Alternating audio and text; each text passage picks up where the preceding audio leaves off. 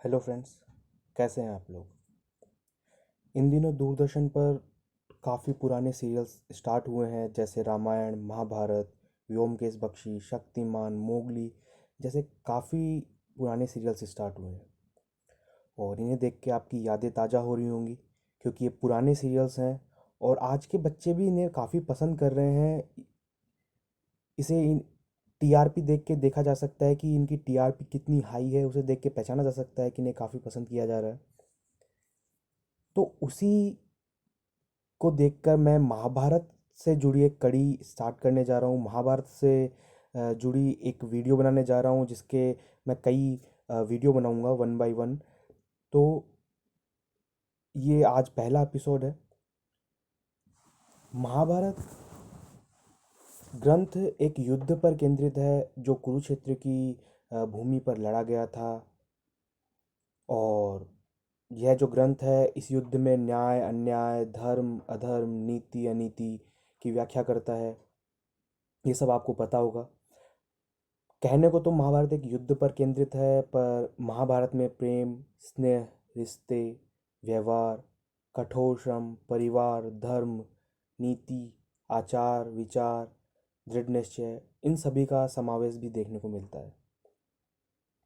महाभारत का जो समय था, जो भी युद्ध होने का कारण था, और आज का भारत है, भारत ही नहीं, आप पूरा वर्ल्ड कह सकते हैं, पूरा संसार कह सकते हैं, उसमें काफ़ी समानताएं देखने को मिलती है।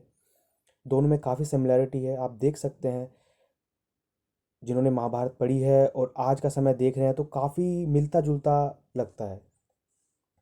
आप सबको पता ही होगा कि महाभारत वेद व्यास जी द्वारा वर्णित है और गणेश जी द्वारा इसे लिखा गया है।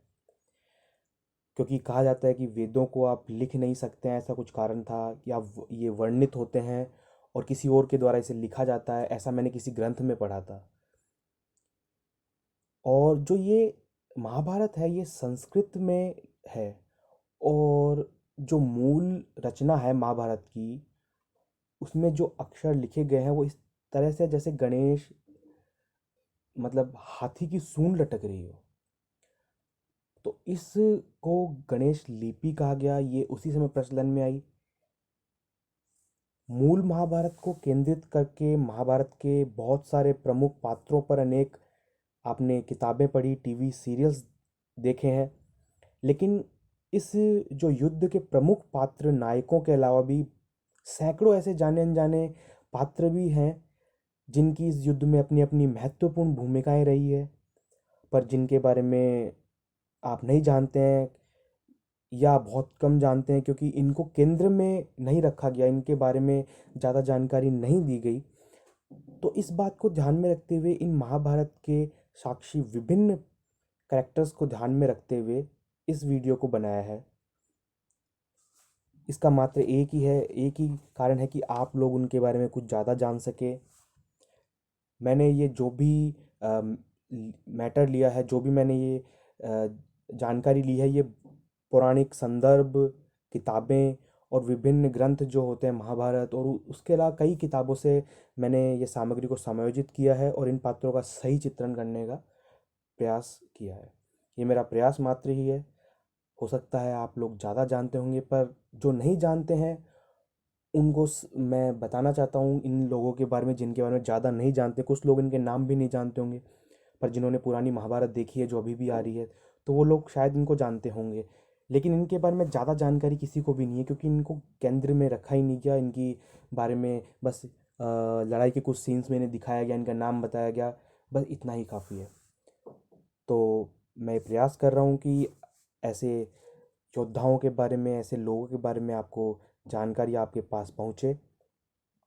तो आज का जो मैं पहला पात्र लेने जा रहा हूँ, वो है चंद्रवंशी शांतनु। शांतनु पुरु वंश के शक्तिशाली राजा दुष्यंत और उनकी पत्नी शकुंतला की कोख से जन्मे चक्रवर्ती सम्राट भरत के प्रपुत्र थे। भरत के बारे में आप सब जानते हैं कि राजा भरत महान राजा थे। उन्होंने ही भारत को सोने की चिड़िया बनाया था। उनके बारे में आपने काफ़ी कहानियाँ सुनी होगी बचपन में, आपकी पाठ्य पुस्तक किताबों के अंदर भी आपको उनके बारे में जानकारी मिली होगी। तो उनके पड़पोते थे, भरत के पड़पोते थे शांतनु।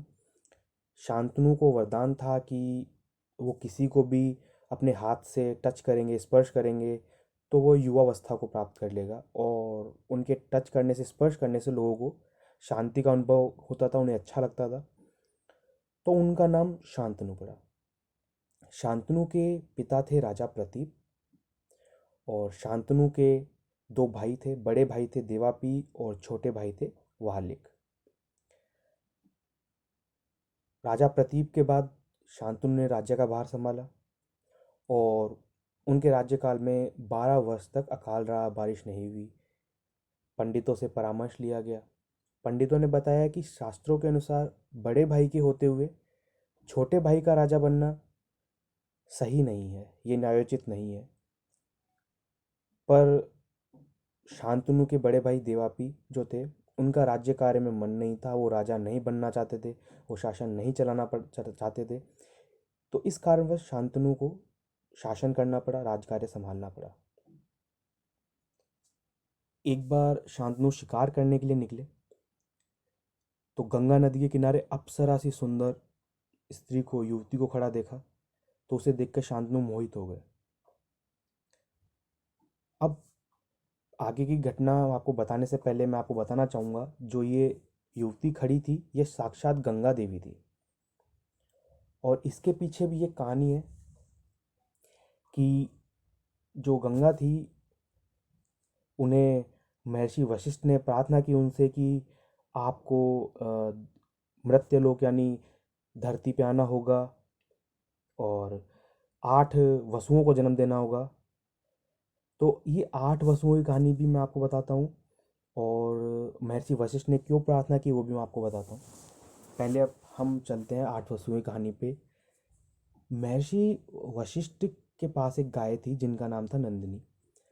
नंदिनी की जो गाय है उनके बारे में आपने सब ने पढ़ा होगा कि वो इच्छा अनुसार भोजन और जो भी आपको आवश्यकता अनुसार जो भी चीज़ें चाहिए वो आपको तुरंत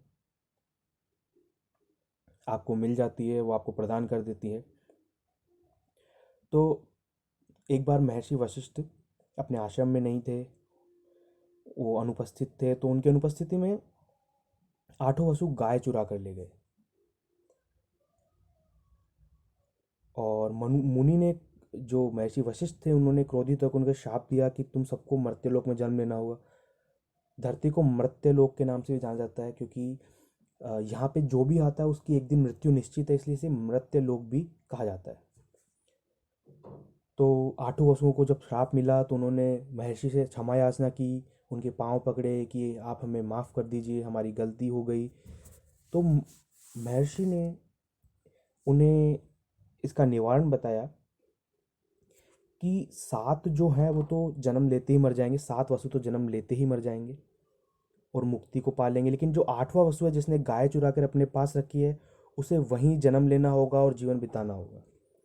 अब मैं 8 वसु के बारे में आपको बताता हूँ कि 8 वसु क्या होते हैं। वसु शब्द का जो अर्थ है उसका मतलब होता है बसने वाला या वासी, और इसीलिए धरती को वसुंधरा भी कहते हैं। कहा जाता है कि 8 पदार्थ की तरह 8 वसु भी हैं, इन्हें अष्टवसु भी कहते हैं। इन 8 देव भाइयों को ही अष्टवसु कहा जाता है। ये 8 देव भाई हैं, और कहा जाता है कि ये इंद्र और विष्णु के, जो इंद्र हैं और प्रभु विष्णु उनके रक्षक देव हैं। इनके जन्म के बारे में कहा जाता है कि जो दक्ष थे उनकी पुत्री और धर्म की पत्नी जिनका नाम वसु था, धर्म की पत्नी जिनका नाम वसु था, इनसे इनका जन्म हुआ। आप सब जानते हैं कि दक्ष की कन्याओं में से एक सती भी थी, जो भगवान शिव की पत्नी थी। सती ने दूसरा जन्म पार्वती के रूप में लिया। ये अलग विषय है, ये अलग टॉपिक है। तो हम इन 8 वसुओं के ऊपर आते हैं। तो आप समझ गए होंगे कि उनकी माता का नाम वसु था, और इसलिए इनका नाम, और ये 8 थे तो इनका नाम 8 वसु, अष्ट वसु भी कहते हैं। वेद और पुराणों में इनके अलग अलग नाम मिलते हैं। स्कंद पुराण, विष्णु पुराण और हरिवंश पुराणों में 8 वसुओं के जो नाम है मैं आपको बताता हूँ। पहले हैं आप, ध्रुव, सोम, धर, अनिल, अनल, प्रत्युष और प्रभास। अब मैं आपको बताता हूँ कि इन वसुओं का एक मंदिर भी है। ये बांसवाड़ा से 12 किलोमीटर दूर केदारनाथ राष्ट्रीय राजमार्ग पर एक प्राचीन मंदिर है, बसुकेदार मंदिर। ये शंकराचार्य जी के समय के ये मंदिर हैं। कत्यूरी शिल्प में निर्मित है। 18 छोटे बड़े मंदिरों का वहाँ समूह है। मुख्य मंदिर में शिव जी के केदार स्वरूप को समर्पित है। अंदर के जो गर्भगृह है वहाँ पे गणेश और भगवान विष्णु की पत्थर से निर्मित प्रतिमाएं हैं। और मुख्य मंदिर से अलावा भी अन्य मंदिरों में भी शिव रूप स्थापित है। यह माना जाता है कि इन 8 वसुओं ने भगवान शिव की तपस्या की थी, इसलिए ये जो स्थान है इसे बसुकेदार नाम से भी प्रसिद्ध हुआ, बसुकेदार नाम से भी जाना जाता है। और ये भी कहा जाता है कि जालंधर दैत्य के अनुचर थे शंभु, उनको वसुओं ने मारा था। और हिरण्यकश्यप के विरुद्ध युद्ध जो हुआ था उसमें इंद्र की ओर से भी ये लड़े थे। और भगवान शंकर ने इन्हें वरदान प्राप्त था इनको। तो आपको मैं आगे जो मैन अपनी स्टोरी उस पर आता हूँ। तो महर्षि वशिष्ठ ने कहा कि आप में से 7 मर जाएंगे और 8वें को वहीं बताना होगा जिसने गाय चुरा के अपने पास रखी थी। और इसके बारे में एक कहानी ये भी कि जो 8वें वसु थे जिनका नाम ध्यो था, उन वो अपनी पत्नी के बहकावे में आ गए थे। उन्होंने उस गाय का अपहरण कर लिया था। इस कारण उन्हें श्राप भी था कि आप संतान उत्पन्न नहीं कर पाएंगे, आपको स्त्री भोग नहीं मिलेगा, आप महान और विद्वान और वीर तो होंगे पर आपको मनुष्य योनि में रहना पड़ेगा, आप संतान उत्पन्न नहीं कर पाएंगे। तो इसी श्राप के अनुसार गंगा के को महर्षि वशिष्ठ ने कहा, तो इसी गंगा धरती पे आया तो उनका आगमन हुआ था। और तो आगे चलते हैं। शांतनु ने गंगा जी को देखा, वो मोहित हो गए। उन्होंने अपने गंगा जी से विवाह का प्रस्ताव रखा। तो गंगा ने उन्हें एक वचन मांगा उनसे कि आप मुझे मेरे इतिहास के बारे में नहीं पूछेंगे, मेरे रहस्य के बारे में नहीं पूछेंगे, मैं कौन हूँ, कहाँ से आई हूँ।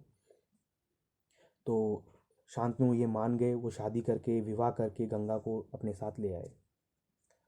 अब आगे चल के उनके पुत्र हुए। 7 पुत्र तो जन्म लेते ही मर गए और 8वें पुत्र के समय राजा शांतनु ने अपना वचन तोड़ दिया। उन्होंने गंगा से अपना रहस्य पूछ लिया तो गंगा वहाँ से छोड़ के चली गई थी। ये सब पहले से ही लिखा जा चुका था, ऐसा होना है कि 8वें पुत्र के समय। एक कहानी ये भी कहती है कि जैसे जैसे पुत्र होते गए गंगा उन्हें नदी में बहाती गई। पहला, दूसरा, तीसरा, चौथा, पांचवा, छठा, सातवां। और राजा शांतनु थे, वो अपने वचन की विवश और डर के मारे वो उनसे पूछ नहीं सके कि आप ऐसा क्यों कर रही हैं, क्योंकि उन्हें डर था कि गंगा मुझे छोड़ के चली जाएगी। किंतु 8वां पुत्र हुआ तो शांतनु बेचैन हो उठे कि उनका वंश कैसे चलेगा। तो इस कारण उन्होंने 8वें पुत्र के होते ही उन्होंने गंगा को रोक लिया, उनसे रहस्य पूछ लिया, तो गंगा उन्हें छोड़ के चली गई।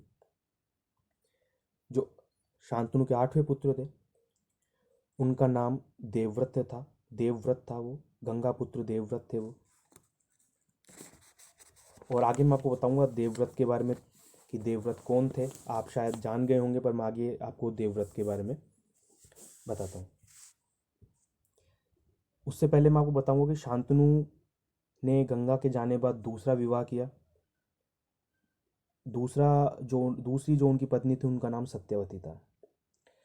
सत्यवती से विवाह करने से पहले सत्यवती के पिता ने एक बहुत ही कड़ी चुनौती वाली शर्त शांतनु के सामने रखी। सत्यवती के पिता ने शर्त रखी कि इस कन्या के गर्भ से जो भी संतान उत्पन्न होगी वही हस्तिनापुर राज्य की भावी उत्तराधिकारी होगी।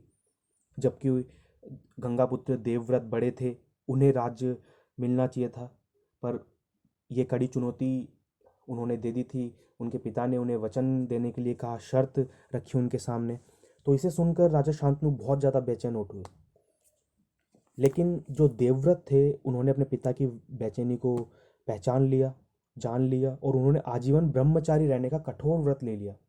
जबकि आप ये जानते हैं कि उन्हें पहले से ही ये श्राप भी प्राप्त था कि आप संतान उत्पन्न नहीं कर पाएंगे, आप स्त्री भोग का सुख नहीं ले पाएंगे, लेकिन सभी एक दूसरे को रिलेट करते हैं। आप देख सकते हैं कितनी नाटकीय रूप से, कितनी विचित्र प्रकार से ये सब घटना एक दूसरे को रिलेट करती है। और उन्होंने देख सकते हैं आप कि उन्होंने ब्रह्मचारी रहने का कठोर व्रत ले लिया, और इस प्रतिज्ञा के कारण वो भीष्म नाम से जाने गए। देवव्रत भीष्म के नाम से इसी प्रतिज्ञा के कारण जाने गए थे। जब राजा शांतनु ने देखा कि उनके पुत्र ने इस प्रकार का अद्भुत चमत्कृत काम किया है, उन्होंने इतना कठोर निर्णय लिया है, तो शांतनु बहुत ज़्यादा प्रसन्न हुए। उन्होंने अपने पुत्र को इच्छा मृत्यु वरण का वरदान दिया। कई सालों तक हस्तिनापुर पर शांतनु ने शासन किया, प्रजा की भलाई के कार्य किए, और उनको रानी सत्यवती से दो पुत्र को प्राप्त हुए। पहले जो थे वो थे चित्रांगद, और दूसरे पुत्र थे विचित्रवीर्य। और शांतनु की मृत्यु के बाद चित्रांगद को हस्तिनापुर के सिंहासन पर बैठाया गया, जो कि एक शर्त थी, और भीष्म नहीं बैठे थे, तो शर्त के अनुसार शांत सत्यवती की कोख से जन्मे पहले पुत्र, बड़े पुत्र चित्रांगद को हस्तिनापुर के सिंहासन पर बैठाया गया। यहाँ तक मैं आपको शांतनु के बारे में सब बता चुका हूँ। जितना मैंने पढ़ा, जितना मैंने जो भी उनके बारे में मुझे सामग्री मिली, मैंने एकत्रित की, वो मैं आपको सबको दे चुका हूँ। अगर इसमें कुछ कमी हो तो आप मुझे कमेंट करके बताइएगा। जो नेक्स्ट एपिसोड आएगा, जो मैं नेक्स्ट वीडियो आएगा, वो उसमें मैं आपको सत्यवती के बारे में बताऊंगा। मैं डे बाय डे एक एक करेक्टर लूँगा, एक एक पात्र लूँगा, और हर वीडियो में एक एक पात्र को लेकर उनके बारे में आपको जानकारी देने का प्रयास करूँगा। अगर आपको मेरा ये प्रयास अच्छा लगे तो आप प्लीज़ कमेंट करके मुझे बता सकते हैं, वीडियो को लाइक कर सकते हैं, चैनल सब्सक्राइब कर दीजिएगा, और बेल आइकन को प्रेस कर दीजिएगा, ताकि आपको नेक्स्ट वीडियो की अपडेट आपको मिल सके। ये पहला एपिसोड था राजा शांतनु के बारे में, और मैंने प्रयास किया आपको सारी जानकारी मैं आपको दे सकूं। और आगे भी मैं काफ़ी अच्छी अच्छी वीडियो लाने वाला हूँ, जो महाभारत से रिलेटेड पात्रों के बारे में है। और अगर आप और कुछ वीडियो जिस पे मैं बनाऊँ वो चाहते हैं, तो आप मुझे कमेंट करके बता सकते हैं कि किस बारे में मैं नई वीडियो बनाऊँ।